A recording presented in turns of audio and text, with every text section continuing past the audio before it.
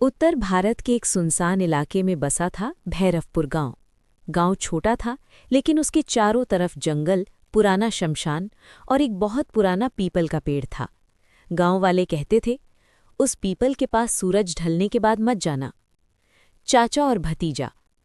गांव में रहते थे हरिनाथ चाचा, उम्र करीब 55 साल, और उनका भतीजा रोहन, 22 साल का पढ़ा लिखा लड़का जो शहर से गांव छुट्टियों में आया था।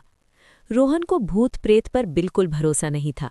वो हंसकर कहता, ये सब डराने की कहानियां हैं। लेकिन हरिनाथ चाचा कुछ अलग थे।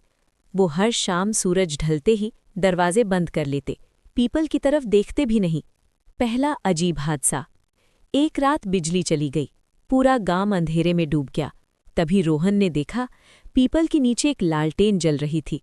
रोहन बोला, चाचा, कोई तो बैठा है वहां। हरिनाथ चाचा का चेहरा सफ़ेद पड़ गया। उन्होंने कांपती आवाज में कहा, दरवाज़ा मत खोलना, वो हमें बुला रहा है। तभी बाहर से आवाज आई, हरिनाथ, बाहर आओ। आवाज बिल्कुल हरिनाथ चाचा जैसी थी। चाचा का छुपा हुआ सच। रोहन जिद करने लगा। तब हरिनाथ चाचा रो पड़े। उन्होंने बताया, 20 साल पहले उसी पीपल के नीचे उन्होंने अपने छोटे भाई रोहन के पिता को गुस्से में धक्का दे दिया था। भाई वहीं मर गया। गांव वालों को सच कभी पता नहीं चला। चाचा बोले, उसकी आत्मा हर अमावस लौटती है। डर का असली रूप। अचानक दरवाज़ा अपने आप खुल गया। पीपल के नीचे खड़ा था एक आदमी, आधा चेहरा जला हुआ, आंखें काली, और आवाज़, चाचा, मैं लौट आया। वो और कोई नहीं, रोहन का मरा हुआ पिता था। रोहन की सांस रुकने लगी। उसने देखा, उस परछाई के पैर जमीन को छू ही नहीं रहे थे। भागने की कोशिश। रोहन चाचा को लेकर भागा। पीछे पीछे हंसने की आवाज, अब बच नहीं सकते। शमशान के पास पहुंचते ही हरिनाथ चाचा गिर पड़े। आत्मा ने कहा, सच का बोझ बहुत भारी होता है भाई।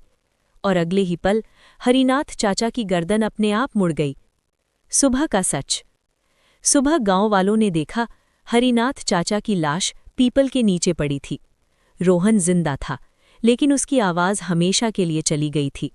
वो आज भी जिंदा है, पर हर अमावस की रात पीपल के पेड़ के नीचे खड़ा दिखाई देता है। और लोग कहते हैं, अब वहां 2 परछाइयां दिखती हैं। आखिरी लाइन, डर को बढ़ाने के लिए। कुछ गुनाह ऐसे होते हैं जो मौत के बाद भी पीछा नहीं छोड़ते।